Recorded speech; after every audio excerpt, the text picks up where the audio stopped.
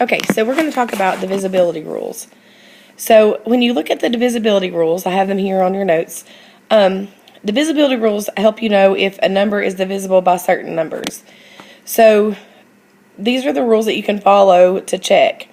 So you know a number is divisible by 2 if it's even. So here I have examples 2, 4, 6, 8. All those even numbers are divisible by 2. You know that a number is divisible by 3 if you add all the digits. If the sum of those digits is divisible by 3, then the number is. So I have an example here that if you have 3 plus 4 plus 5 for 345, then we know that 3 plus 4 is 7. 7 plus 5, that equals 12. We know that 3 goes into 12, so that means that 3 will go into 345.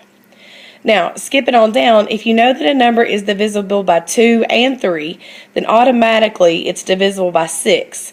So what that tells us is that 6 will only go into an even number. So for instance, if you have the number 457, 6 won't go into it because it's not even automatically. So it has to be divisible by 2 and 3 for 6 to go into it. 4 will go into a number if the last 2 digits are divisible by 4. So example here that I have is 132. So 132 is divisible by 4 because if we look at the last 2 digits, those are 32. And we know that 8 times 4 is 32. So therefore 4 will go into 132. And 5, most of us know 5. 5 will go into number if it ends in 5 or 0. Looking here at this list, my advice for 7 is that it really takes a long time to do 7. It's not one that you would do quickly. So 7 would be one that I would test last. So if you take the number of the last digit and double it and subtract it from the remaining digits and determine if 7 goes into that number. So we can look at 142. If we take the 2 there, here, and double it, we get 4. So then we subtract the 4 and we get 14 minus 4 because we've already doubled that 2, so it's gone. So 14 minus 4 is 10. 7 does not go into 10, so it won't go into 142. Looking over here at 3,101. If we take the 1 here and double it, we get 2. Sorry, my arrow was a little messed up there.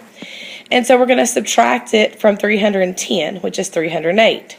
Well, we still don't know if 7 will go into 308, so we take the 8 here and double it and get 16. And we subtract that from 30. So 30 minus 16 is 14. We know that 7 goes into 14. So 3,101 would be divisible by 14. Or by 7, I'm sorry. So again, that method takes a little while.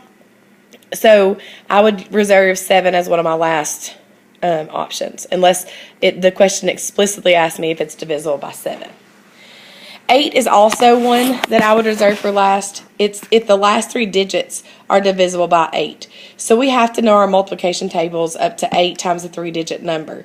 So that's one that I would wait to test last if I'm trying to determine all the numbers. If it's less than 3 digits, then you just have to test it by another form of division. 9 is very similar to 3. So if you can remember 3, then you should also be able to remember 9. 9 is if the sum of the digits are divisible by 9. So here we have again 327. So 3 plus 2 plus 7 is 13. Or sorry, it's 12. I'm sorry. So we'll mark that as 12. 9 does not go into 12. So therefore 327 won't be divisible by 9.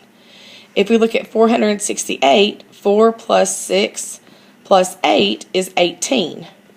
We know that 9 goes into 18, so 468 would be divisible by 9. And 10, it's divisible by 10 if the number ends in 0. So using these divisibility rules helps you start with things like factoring, finding the greatest common factor, least common multiple, prime factorization, reducing fractions. So using these divisibility rules can help you in math all the way through all your classes. So it's an easy thing if you just memorize these and have them kind of tucked in the back of your brain. It makes things a little faster.